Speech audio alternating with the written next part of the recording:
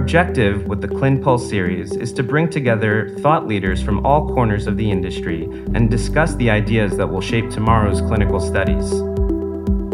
We have an esteemed panel here that is going to help us answer the questions and the things you really want to know. So what really is e-consent? Is that a technology? Is that a process? Or is it something else? When we are designing, we want to think about the patient first. And in clinical development, speed is also number one. So everything's first. I would jump at the chance to go to any panel that has a member of FDA speaking. From my view, it's good for sponsors, it's good for IRBs, and it's of course good for patients. I think there's an opportunity as far as improving patient understanding or patient compliance. I think the panel hit on that pretty heavily, so that was nice to see. The last panel and this panel, you had somebody with technology, which is the part we're trying to bridge to, right? As far as the approval process, what I showed you is basically exactly what we show the IRB when we submit. We show the whole workflow of all the screenshots as they go through, just exactly what we showed. Biotech and pharma is really planted, and we're used to doing things certain ways. We need to kind of get out of that.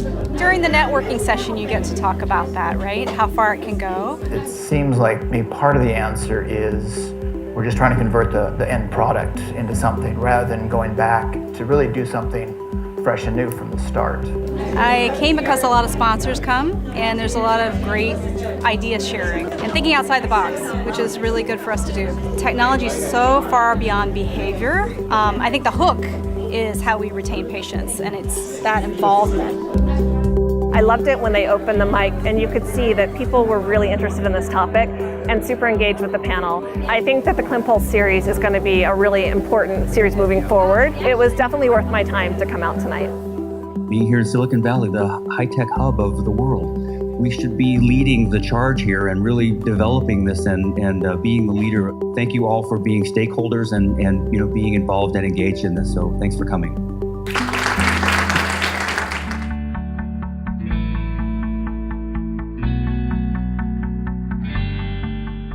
We're kind of recognizing a whole new workforce that is coming of age in the millennium. And so tonight, let's take a look at how millennials fit into clinical research. I'm really glad that PRC Clinical put on this event. It's something that is near and dear to me as a millennial, that we're even having this conversation. And there were so many people across all different levels of expertise and longevity in the field, and it's how do we work together to really expand on clinical trials and treat patients. I've been coming to all the ClinPulses. I think they're fantastic events. It's always something very innovative to talk about, and I think afterwards of the panel discussion, the audience really chiming in adds a lot of flavor to the event itself. I like the use of the different presenters. A lot of different ages and perspectives, on that side, and a lot of things I didn't know. I thought it was very helpful both in my own business as well as my own understanding of the millennials right now. I wasn't aware that so much of the workforce is already millennials, I guess, by age, especially in the clinical research industry. It's going to be interesting to see how are these larger, older, established companies going to adjust to that.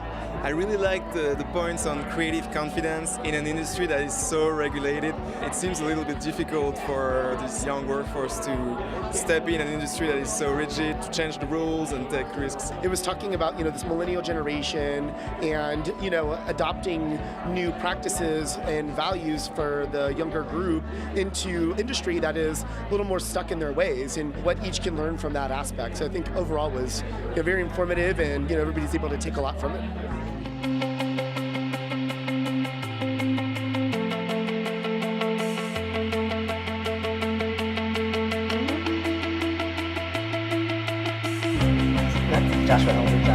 Last name is really, really complicated. This interface is still very human-driven, so let's explore the possibilities.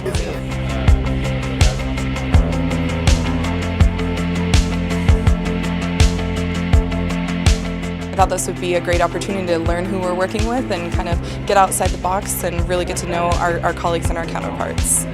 Welcome to this crazy world. Our unique panel will be able to share their insights on how to get off to a great start with any CRO, how to recognize warning signs, and what to do when things go awry.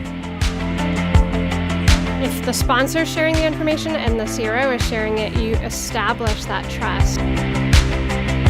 For us to be partners with you. Having a better understanding of the kind of people that I want to have managing my CRO relationships and how to get more from them is really important. We care about this product, we care about these patients, we care about the outcome of the study. The value of these events is really meeting all of us from different areas. We can work together, bring all of our information and all of our different years of experience to help all of us be the best that we can be in all of our different institutions. And it really felt like a lifting up experience. It just felt like we all came together to be one and really learn together.